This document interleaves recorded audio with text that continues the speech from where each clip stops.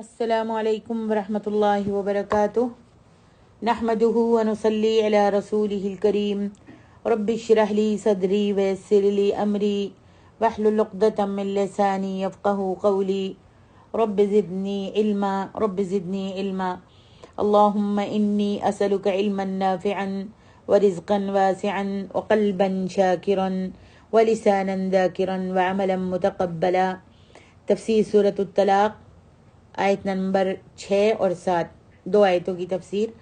اعوذ باللہ من الشیطان الرجیم اسکنوہن من حیث سکنتم من وجدکم ولا تضاروہن لتضیقوا علیہن وإن كن أولات حمل فأنفقوا عليهن حتى يضعن حملهن فإن أرضعن لكم فآتوهن أجورهن وأتمروا بينكم بمعروف وإن تعاسرتم فسترضع له أخرى لينفق ذو سعة من سعته ومن قدر عليه رزقه فلينفق مما آتاه الله لا يكلف الله نفسا إلا ما آتاها سيجعل الله بعد عسر يسرا۔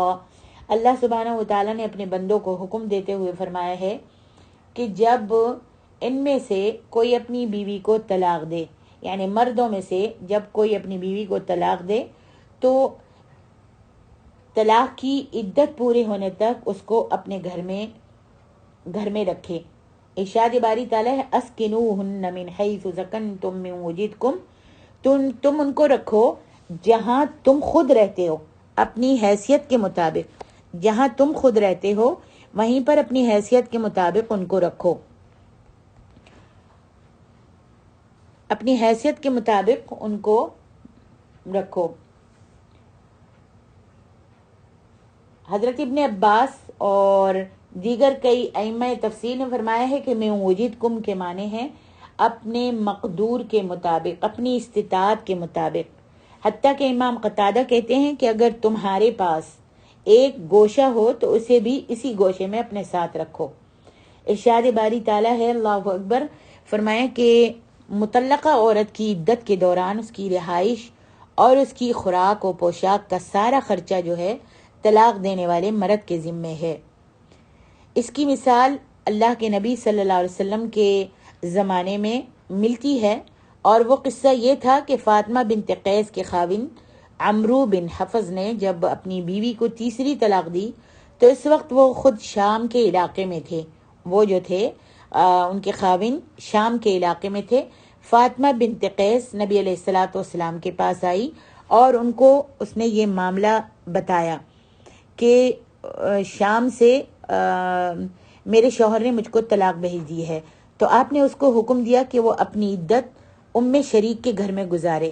لیکن پھر آپ کو کچھ خیال آیا تو آپ نے فرمایا یہ عورت شریک ایسی عورت ہیں جن کے ہاں میرے صحابہ اکثر مسائل کے لیے آتے جاتے ہیں، لہذا تم ایسے کرو، ابن مکتوم کے گھر میں عدت گزارو، کیونکہ وہ اندھے آدمی ہیں، تم ان کے ہاں آرام سے کپڑے وغیرہ بھی اتار سکتی ہو۔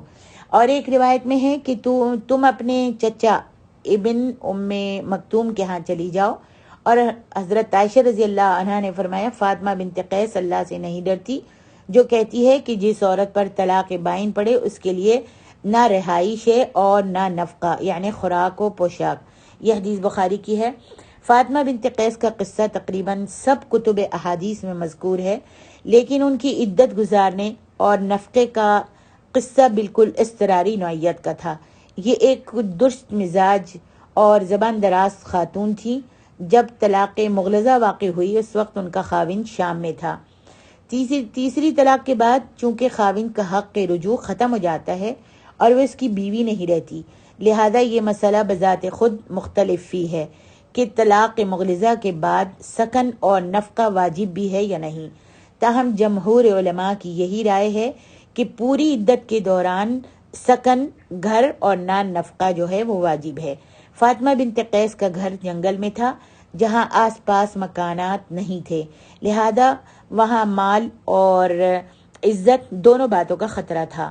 اس کے علاوہ اس کے خاوند نے جو کچھ سراحن جمیلہ کے طور پر بھیجا تھا، یعنی کچھ تحفے تحائف اس کے لیے بھیجے تھے، اسے فاطمہ بنت قیس نے حقیر سمجھ کر سب ٹھکرا دیا تھا۔ یہ تھے وہ خصوصی حالات جن کی بنا پر نبی علیہ الصلوۃ والسلام نے فاطمہ کے حق میں یہ فیصلہ دیا تھا، اور یہ انہی کے لیے خاص تھا۔ اسی لیے حضرت عمر، حضرت عائشہ رضی اللہ عنہا اور دوسرے صحابہ فاطمہ کے اس قول کو کہ طلاق بائن والی عورت کے لیے سکن اور نفقہ نہیں ہے کا انکار کرتے، اور اس کے ذاتی واقعے کو نبی علیہ الصلوۃ والسلام کی خصوصی اجازت سمجھتے تھے جو کسی دوسرے کے لیے جائز نہیں ہے۔ واللہ اعلم۔ فرمایا لا ولا تضاروهن لتضيقوا عليهن، اور تم ان کو تنگ کرنے کے لیے تکلیف مت دو، تنگ کرنے کے لیے تکلیف مت دو، یعنی طلاق دینے کے بعد عورت کی عدت پوری ہونے تک اسے اپنے ساتھ رکھنے کا حکم اس لیے دیا گیا ہے کہ جب میاں بیوی ایک دوسرے کے قریب رہیں گے تو کچھ بعید نہیں کہ اللہ تعالیٰ ان دونوں کو صلح کرنے کی توفیق عنایت فرما دے اور وہ دوبارہ ہنسی خوشی اپنی زندگی گزارنا شروع کر دیں۔ یہ بھی جائز نہیں ہے کہ عورتوں کا ضروری خرچ روک کر یا کسی دوسرے طریقے سے اس کو تنگ کریں، کہ اتنا تنگ کرے مرد، اگر طلاق دے دی ہے اور طلاق کے بعد طلاق رجوع جب دی ہے اس نے تو طلاق رجعی، اس کے بعد حق ہے کہ وہ مرد کے گھر میں رہے، مرد کے گھر میں رہے، اور مرد کے اوپر ہے اس کا نفقہ جو ہے، سکن جو ہے وہ مرد کے اوپر ہے اور مرد کے ہی گھر میں رہے گی۔ لیکن بہت سارے مرد جو ہیں وہ تنگ کرنا شروع کر دیتے ہیں جب عورت رہتی ہے، اور تانے اور تشنی دیتے رہتے ہیں ان کو، اگر وہ گھر میں رکھتے بھی ہیں تو کھانا پینا جو ہے وہ اس میں بھی بخل سے کام لیتے ہیں، تو وہ اتنا تنگ کرتے ہیں کہ گھر چھوڑنے پر عورت مجبور ہو جاتی ہے، اور پھر یہ سمجھنے لگتے ہیں کہ جب وہ خود ہی چلی گئی ہے تو میرے اوپر اس کا کچھ الزام نہیں ہے۔ نہیں، اس کو پکڑا جائے گا اور اس کے اوپر الزام ہے، اس کے اوپر واجب ہے کہ جب طلاق رجعی 1 یا 2 طلاقیں دی ہیں تو عورت اپنے مرد کے گھر میں ہی رہے گی، اور مرد اس کو تنگ نہیں کرے گا، تانے اور تشنی نہیں دے گا، تکلیف نہیں پہنچائے گا، جو خود کھائے گا وہ اس کو بھی کھلائے گا، جہاں وہ رہے گا وہاں پر اس بیوی کو بھی رہنے کی اجازت دے گا اور وہ رہے گی۔ وَلَا تُضَارُّوهُنَّ لِتُضَيِّقُوا عَلَيْهِنَّ۔ سبحان اللہ، کتنے خوبصورت کلمات ہیں جو اللہ تبارک و تعالیٰ نے فرمائے ہیں۔ دیکھیے کہ اس کو تکلیف مت دو، ان کو تنگ کرنے کے لیے ان کو تکلیف مت دو، اپنی حیثیت کے مطابق ان کو کھانا وغیرہ اور سکن وغیرہ دو۔ آگے ارشاد ربانی ہے، جیسا کہ امام حافظ ابن کثیر کہتے ہیں کہ وَإِن كُنَّ أُولَاتِ حَمْلٍ فَأَنفِقُوا وَلَا تُضَارُّوهُنَّ لِتُضَيِّقُوا عَلَيْهِنَّ۔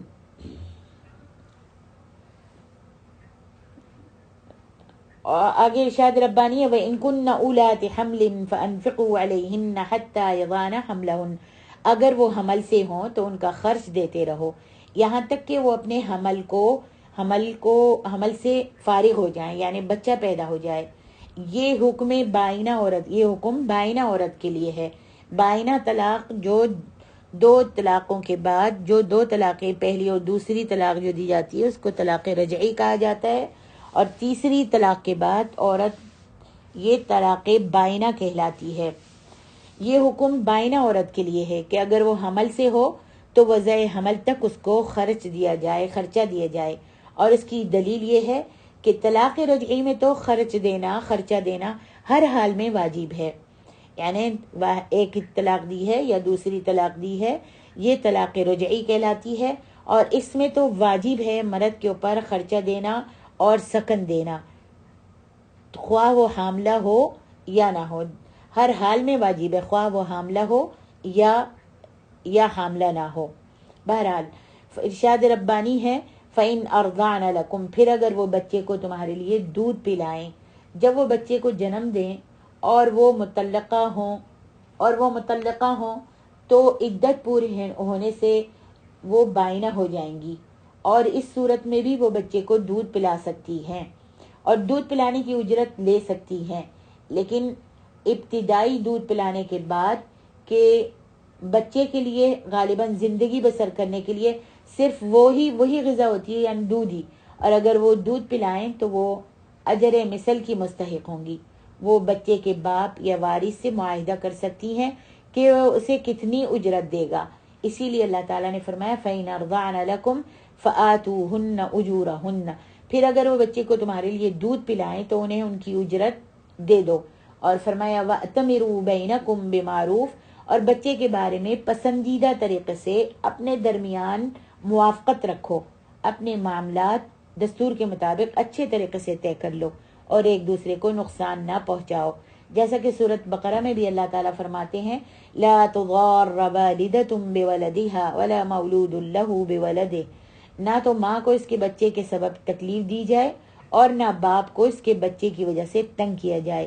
ارشاد باری تعالیٰ ہے وَإِن تَعَاسَرْتُمْ فَسَتُرْضِعُ لَهُ أُخْرَى، اور اگر ایک دوسرے کو تنگ کرو گے تو اسے کوئی دوسری عورت دودھ پلائے گی، اس کو دوسری عورت دودھ پلائے گی۔ یعنی اگر مرد اور عورت میں اختلاف ہو جائے، یعنی طلاق ہو گئی ہے، اب بچہ پیدا ہوا ہے اور عورت مرد میں اختلاف ہو جا رہا ہے، عورت دودھ پلانے کی بہت زیادہ اجرت طلب کر رہی ہے، یعنی بیوی مطلقہ جو ہے وہ بہت زیادہ اجرت طلب کرے اور مرد اس کو تسلیم نہ کرے، نہ دے سکتا ہو، یا مرد بہت تھوڑی اجرت دینا چاہے اور وہ عورت کے لیے ناقابل قبول ہو، تو پھر اس بچے کو کوئی دوسری عورت دودھ پلا دے۔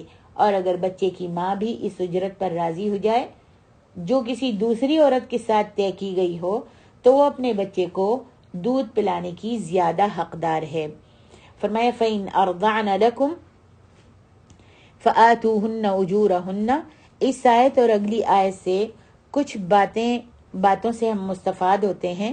نمبر 1، عورت اپنے دودھ کی خود مالک ہے اور وہ طلاق دینے والے خاوند سے بھی اسی طرح اجرت لے سکتی ہے جس طرح دوسروں سے۔ نمبر 2، قانونی طور پر بچہ باپ کا ہوتا ہے، ماں کا نہیں ہوگا۔ اگر بچہ ماں کا ہو تو اجرت لینے کا سوال ہی پیدا نہیں ہوتا۔ نمبر 3، اگر ماں بھی وہی اجرت مانگے جو دوسری عورتیں مانگتی ہیں تو ماں دودھ پلانے کی زیادہ حقدار ہے۔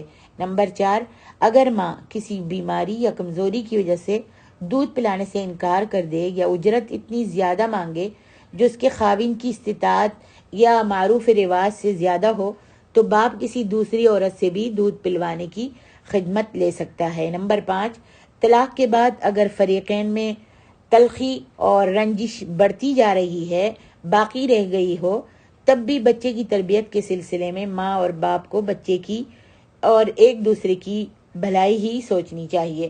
باپ محض ماں کو ستانے، تنگ کرنے اور اس کی نظروں سے بچہ غائب رکھنے کی خاطر کسی دوسری عورت سے دودھ نہ پلوائے، یا ماں کو اس کا بہت کم معاوضہ دے یا سرے سے کچھ دینے پر آمادہ ہی نہ ہو، اور نہ ہی ماں اتنا خرچہ طلب کرے یا ایسے حالات پیدا کر دے کہ باپ کسی دوسری عورت سے دودھ پلانے پر مجبور ہو جائے۔ نمبر 6، آج ہم دیکھتے ہیں ہمارے معاشرے میں یہ دستور بن چکا ہے کہ مطلقہ عورت جس کو طلاق دی گئی ہے، جس عورت کو طلاق ہوئی ہے، وہ عورت اور طلاق دینے والا مرد بعد میں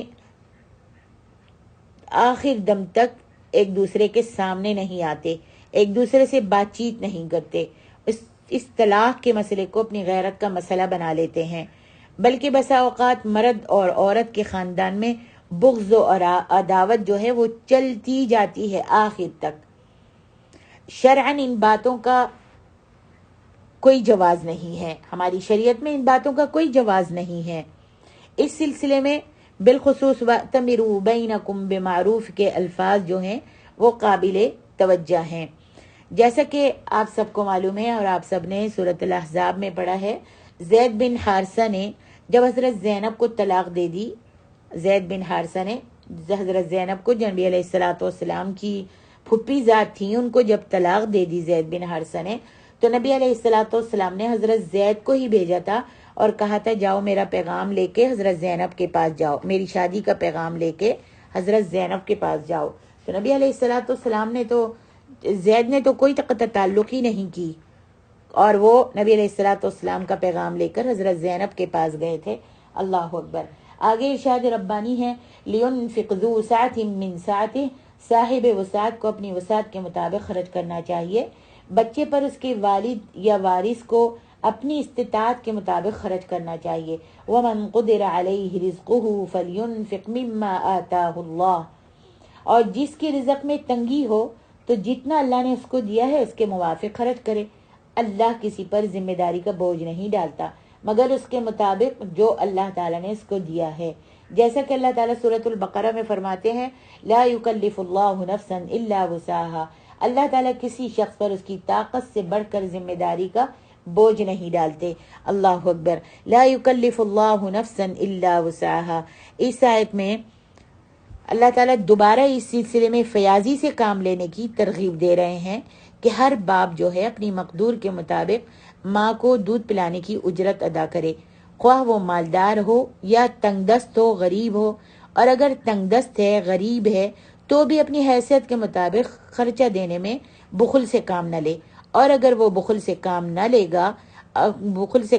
لے گا تو اللہ تبارک و تعالیٰ اس کی تنگی کو دور فرما دے گا اور اس کے لیے اس کی رزق کی راہیں جو ہیں سبحان اللہ وہ کھول دے گا. اللہ اکبر. جیسا کہ اللہ فرماتے ہیں سیجعل اللہ بعد عسر یسرا. اللہ تعالیٰ ہم قریب تنگی کے بعد کشائش بخشنے والا ہے، کشائش بخش دے گا، زیادہ کر دے گا. یہ اللہ تعالیٰ کی طرف سے وعدہ ہے اور اللہ تعالیٰ کا وعدہ جو ہے ہمیشہ سچا ہوتا ہے، وہ اس کے خلاف نہیں کرتا. یہ آیت اس آیت کریمہ کی طرح ہے فَإِنَّ مَعَ الْعُسْرِ يُسْرًا إِنَّ مَعَ الْعُسْرِ يُسْرًا. سورۃ الانشراح میں دیکھیے اللہ تعالیٰ فرماتے ہیں یقیناً مشکل کے ساتھ آسانی بھی ہے اور بے شک مشکل کے ساتھ آسانی بھی ہے. ہمیشہ مشکل آتی ہے تو اللہ تعالیٰ آسانی بھی لے آتا ہے، تنگی آتی ہے تو اللہ تعالیٰ فراخی بھی لے آتا ہے. سبحان اللہ. جیسا کہ امام احمد رحمہ اللہ ایک مقام پر یہ حدیث بیان فرماتے ہیں کہ ایک شخص تھا اور وہ بہت ہی غریب تھا. جب اپنے گھر میں آیا تو اپنے بچوں کو اس نے روتے بلکتے بھوک کی شدت سے پایا اور اس کے گھر میں بہت ہی زیادہ غربت تھی تو پریشان ہو گیا اپنے بچوں کو تڑپتا ہوا دیکھ کے. گھر میں کھانے کے لیے کچھ بھی نہیں تھا. اس نے وضو کیا اور جنگل کی طرف نکل گیا. بیوی نے جب یہ حال دیکھا تو وہ چکی کی طرف گئی اور اسے تیار کر کے چکی کو اس نے رکھ دیا.